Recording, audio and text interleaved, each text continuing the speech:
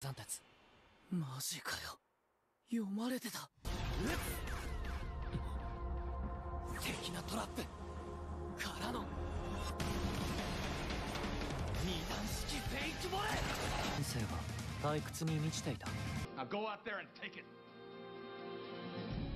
Hey, it's Doctordead. I have not done content in a minute here. It's gonna be really short. This pertains to Blue Lock in particular, the Blue Lock movie I just recently seen. Basically, episode Nagi. And I'm gonna tell you right now, it is really just a recap. There's really not much to go into. I really wish you could be like, and say, oh, Nagi did this, Isagi did that.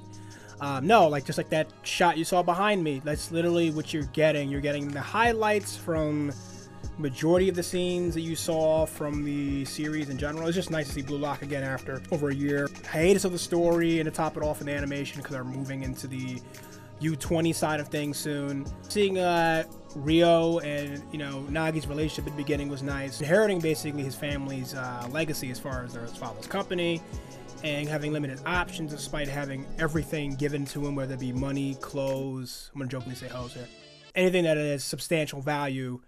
He always got freely, so he was never talented. He was talented in other sports, so that's the crazy part. Just wasn't talented in football like that. So Nagi randomly playing around on his phone, and he just jumps to catch it because he drops it.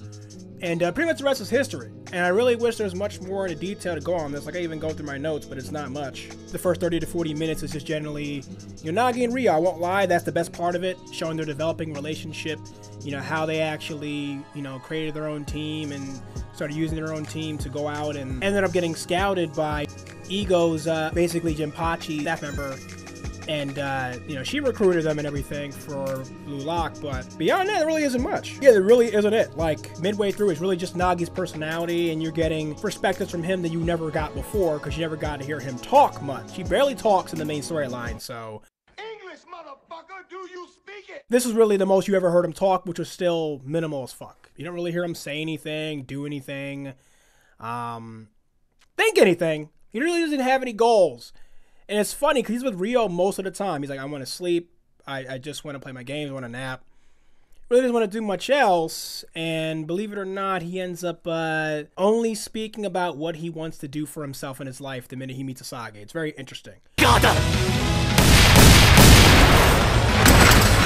Yeah, shit. Yeah, I really wish there was much else to say. I literally went over everything, generally speaking. So the rest I'll just kind of go off of on a tangent here. So the first 40 minutes, like I said, is really just a flashback that you've never seen before with Rio and Nagi. Halfway through, basically, they start kind of summarizing some of the earlier matches in Blue Lock, but again, you're seeing Nagi's point of view. So again, it's still original content because you didn't see Nagi's matches. It wasn't until he meets Isagi more than halfway through the movie, it's like, okay, now we're actually trying to show, you know, Nagi's point of view, Isagi's team, and, you know, how they combated and what Nagi was thinking the entire time, which was the most interesting part about it to me. Pretty much he didn't even love football. He didn't love it at all until he met Isagi, which is crazy. Seeing how passionate he was, seeing how much his team, like behind my head here, seeing how passionate he was, loving he was in regards to the sport, and how much at the time lesser player that he looked like compared to him and others that he'd seen, but he was still so passionate about it, and he's just wondering how is he making up for his shortcomings and still able to play football compared to someone like him or somebody else that may have way more talent or be way more successful.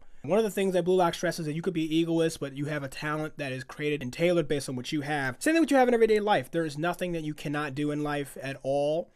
There's things you can focus on. Does that mean you're more talented in other things than others? Of course. Are there things you're going to be born with that you're more like skilled at, and regardless of how diligent and consistent you are doing something, are you going to be better at other things more? Of course. And that could be something as silly as, you know, physics or chemistry, or we could play it into like politics or just general creative writing. Or just writing for anything. Like, it could be anything you're good at. You could be better compared to somebody else as a nurse, even though they had more experience in it, because you are more caring and you generally love people, or the next person doesn't care about you, they don't care about your health, they care about the money that they're getting. So, but beyond that, Nagi's point of view was the selling point for me in this. It was nice hearing what he had to say, what he was thinking, and what he wanted to do. What I did not like, the best way I could basically explain this is that although Nagi talked a lot and he expressed things he never did beforehand, the conversation was extremely limited. He didn't really have much dialogue. Rio talked more. I felt like we saw Rio develop more than Nagi did, which was cute, but I wish maybe they showed the more higher tier fights they had, like against Ren's team.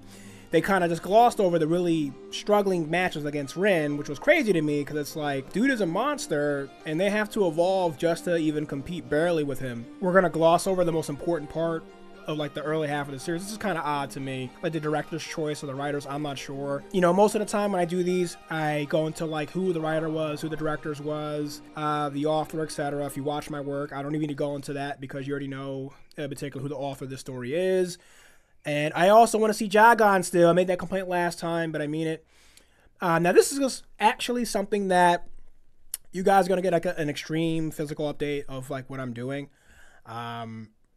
I really just don't like editing much as I used to anymore right now. It's a lot of work and time. With my new schedule basically coming up, I will have the aptitude time soon to do that. Plus I had a, switch of career. So this video, believe it or not, should be up in the next few days, depending on me, really. I have a new channel, obviously, Dead Show. If I don't put it on there, this will be on my Doctordead channel. And then going forward, anything I want to talk about, I will be on there. Newer series in particular on here. More discussing, movies and, higher, tier things that I wanted to talk about in extreme detail, but my Dead Show channel is just new shit I'm interested in. Well, this one's going to be more animation and things that are more current / things I don't want to go into full detail about on my other channel. Anyways, as usual, like, subscribe, comment. It's been a fucking wow. Good lord. Anyway, Doctor Dead out.